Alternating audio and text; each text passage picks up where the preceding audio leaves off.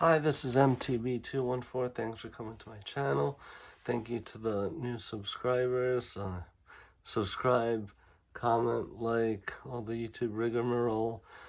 This will be a video, not a figure review, a book review. I just finished this tonight. It's The Republic of Plato by Plato, and it's translated as notes, an interpretive essay, as well as a different new intro by Alan Bloom. So I finished this tonight. It took maybe about a month-ish to read, and philosophy is an ancient philosopher from about 350 BC before Christ. So over 2,300 years ago, a long time ago. But it's a very interesting book. It's a little difficult read and could feel a little boring at times. It's basically like Plato is having conversation with other people. His name in the story is like Socrates. So he's speaking to other people of his era and discussing about like philosophy with like what's the perfect city, what's the perfect civilization. And he says in it how like things used to be like the best in the past, and then it's degrades over time. So like I forgot which one he said was first, but he says like how a aristocracy is the best. So that's that the power, those in leadership are the few over the many. And after that, it degrades, it changes democracy, which I don't remember what that was. I never heard that term before until now, reading this. And then there's democracy, which is sort of like America, but different. America is actually a republic because you vote for people and who make the choices. In democracy, you do the people do the voting on issues, on new laws, etc. So it's more direct with a democracy. America is not democracy, it's a republic. And then from democracy in the book, it would degrade into a tyranny, and that's sort of by how do I explain? So that like with democracy, everyone has free choice, everything is open. So with that, there's less morality, that there's vice and different things, and then people do do what you want to do, what's just, what's unjust. And then with the degradation of society, there comes to be tyranny, which sort of is like America today, but that's a different story. Of morality is not what it used to be. And then different things happen, society degrades. But major themes in the book are justice versus injustice, and which is a better life to lead. And some like him and who he's discussing with, philosophizing with, say, it's better to be just than unjust, and because then it makes life easier and better.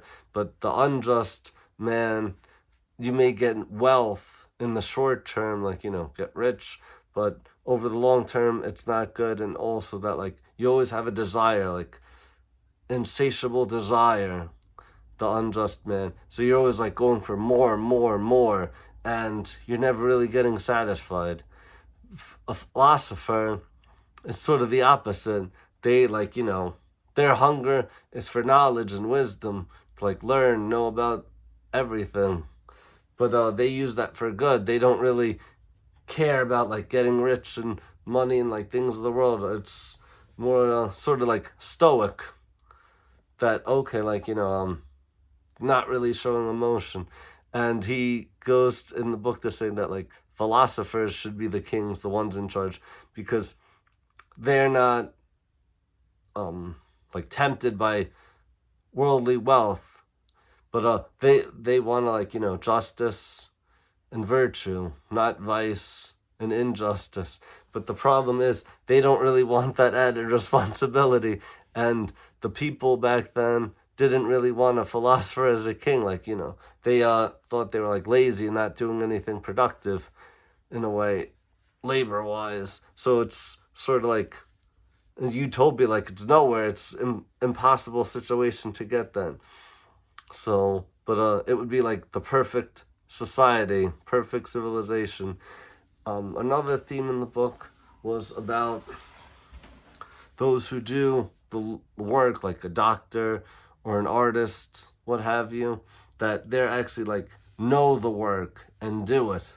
A person who's, well, actually, no, not an artist. Like an artist sort of is an imitator, and a poet is an imitator. They see what like an artist does or a craftsman does, what they like, craftsman builds a table, an artist draws a painting of a person building a table. So they like see the visual of it, but they don't know how to build a table. They're just like depicting what they see for other people to see. So it's like a representation, but not the truest, like, form. And another part of that is like, okay, say for building a building, you have the architect.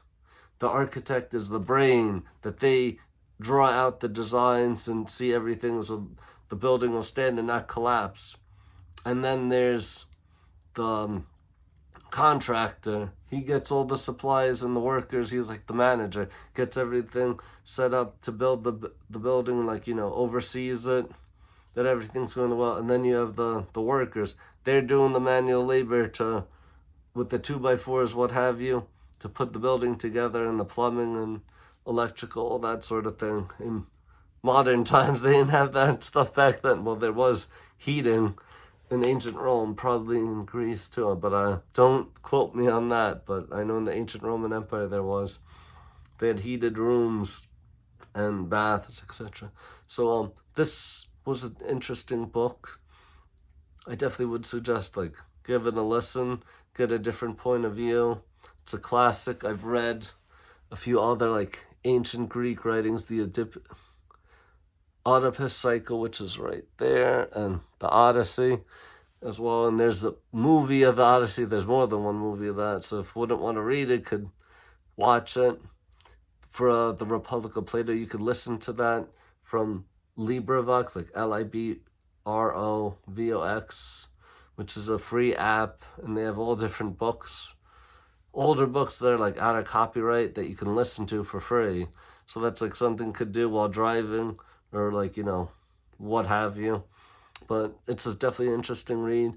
I started to made it a goal, sort of like, what do you call that? New Year's resolution, but I started December 2020, so I'm not thoroughly to read for half an hour to an hour a day. And since then, I've read all these books up here, as well as the ones down there, and there's some figures. So, but definitely interesting book. It's good to read, to learn, get new ideas, new thoughts. It's like entertainment, and there's a wide world out there. You can learn a lot about what's going on in different fun stories, be entertained, informed. Well, thank you for watching. Comment, like, subscribe. Have a great weekend, and it'll be a nice Thanksgiving weekend, a blessed Thanksgiving with your loved ones. I know I'm thankful for many things in life: family, friends, job, church. God, as always, is a great blessing to help me through difficulties and blessings of life. Thank you for watching. And comment, like, subscribe, share, check out previous videos, future videos. Have a great night. Take care. Bye.